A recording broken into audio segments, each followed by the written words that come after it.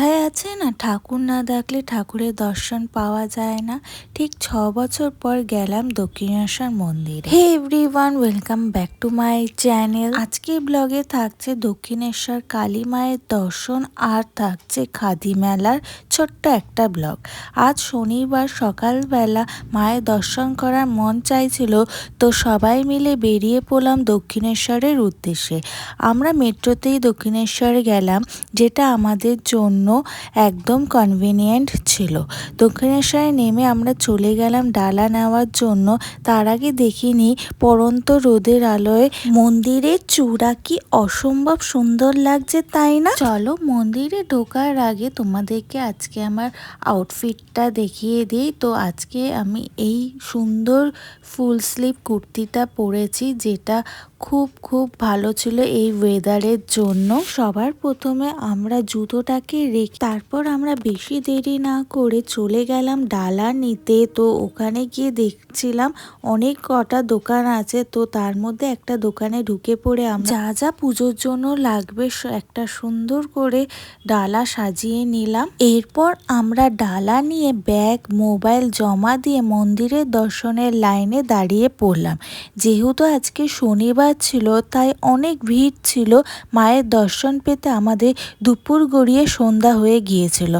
আর জানো তো, আমার না মন্দিরের ভেতরে ঢোকা মাত্রই মনের মধ্যে এক অদ্ভুত শান্তি পেয়েছিলাম। তারপর আমরা মায়ের দর্শন করে প্রসাদ খেয়ে একটা নিজের ছবি তুলে নিলাম। দেখো কি সুন্দর লাগছে সন্ধেবেলা মন্দিরটা। এরপর জলদি পেট পুজোও সেরে নিলাম, কারণ অনেকটা রাত হয়ে গিয়েছিল আর মেট্রো ধরার তাড়াও ছিল। দক্ষিণেশ্বরের কচুরি আমি ছোটবেলার থেকেই যতবার যেতাম ততবার খেয়েছি। আমার তো মনে হয় এই কচুরিরও অনেক জনপ্রিয়তা আছে। আর মিষ্টি তো খেতেই হবে, তার জন্য শেষ পাতে নিয়ে নিলাম মিষ্টি। আমি খাবার খেলাম। তো নেক্সট ডে ছিল সানডে।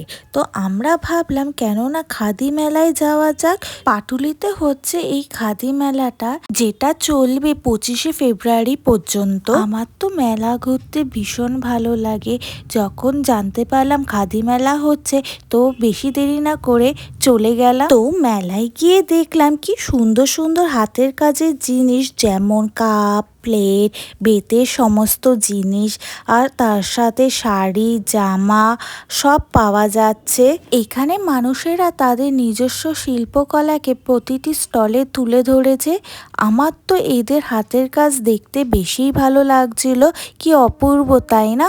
আমি তো ঘুরে প্রত্যেকটা স্টলে গিয়ে দেখছিলাম কি সুন্দর জিনিস পাওয়া যাচ্ছে। আবার দেখছিলাম কিছুজন ওখানে বসে কি সুন্দর বেতের জিনিসগুলি বানাচ্ছিল, দেখতে অপূর্ব লাগছে। দেখো কি সুন্দর হাতের কাজ।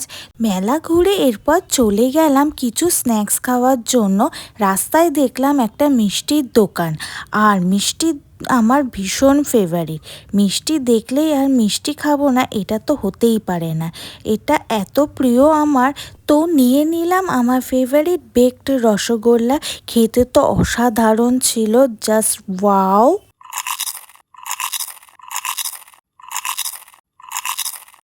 মিষ্টি খেলাম আর বাড়ির জন্য প্যাক করে নিলাম। রাস্তায় বেরোলে মোমোর দোকান দেখলেই খালি মোমো আমাকে ডাকে। তার উপর যদি সেটা হয় স্ট্রিট সাইডের মোমো, উফ কি বলবো, মোমোটা ফার্স্ট বাইট দিতেই পুরো মনে হচ্ছে দিল গার্ডেন হয়ে গেছে। এই ছিল আমার আজকের মেলা ও মন্দির দর্শনের একটা মিষ্টি ব্লগ।